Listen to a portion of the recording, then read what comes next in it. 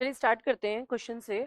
In any case aerobic and anaerobic, what is the meaning of the aerobic anaerobic? तो start करते हैं। जब oxygen की presence में रिएक्शन होती है तो वो होगी और एरोबिक, और anaerobic without oxygen. Clear?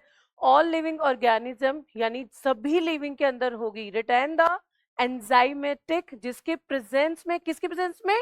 Enzymes की machinery to partially oxidise. Partially का मतलब होता है जब वो कंप्लीटली ऑक्सीडाइज ना हो, यानी कि उसकी जो फुलफिल रिक्वायरमेंट है वो आधी अधूरी हो। ठीक है, ऑक्सीडाइज हो जाए। और glucose without, it's a very important term, without the help of oxygen, this breakdown of the glucose is called. देखो, हमने जब रेस्पिरेशन पढ़ा तो रेस्पिरेशन के अंदर क्या होता है, हम दो फिनोमिना स्पेशल पढ़ते हैं, एरोबिक एंड एरोबिक। एरोबिक का मतलब होता है जो ऑक्सीजन के प्रेजेंस में है, कंपलसरी है वो होना है। एन एरोबिक का मतलब होता है जब विदाउट ऑक्सीजन भी वो कैरी कर पाए। बट हम जब क्रेब्स साइकिल देखते हैं, क्रेब्स साइकिल, सिट्रिक एसिड, ये दोनों एक ही साइकिल है। और किसके अंदर होता है ये? Mitochondria, in the presence of oxygen.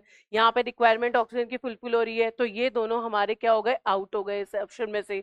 अब आता है लास्ट एरोबिक। जब एरोबिक वर्ड आ गया, इसका मतलब क्या हो गया? यहाँ पे भी ऑक्सीजन अवेलेबल होनी चाहिए, तब होगा एरोबिक। तो हमारे पास क्या बचता है? ग्लाइकोलाइसिस। और ग्लाइकोलाइसिस एक ऐसा प्रोसेस है जिसके अंदर हम क्या करेंगे, जो मॉलिक्यूल्स होते हैं, स्टार्च होता है और रिड्यूस होता जाता है, और कार्बन के जो कंपाउंड होता है वो जैसे स्टार्टिंग होती है बहुत ही कॉम्प्लेक्स है, एंड लास्ट वो क्या किस में बदल जाता है? 2 कार्बन कंपाउंड में। क्लियर? तो हमारा राइट आंसर क्या होगा? ग्लाइकोलाइसिस।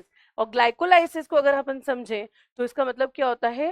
ग्लूकोज है, ठीक है, और क्या हो रहा है उसका? ब्रेकिंग। ठीक है, कैसे? ग्लूकोज क्या हो रहा है? ब्रेक हो रहा है। किसकी एब्सेंस में हो रहा है? O2 की एब्सेंस। ये बात समझ में आ गई हमें?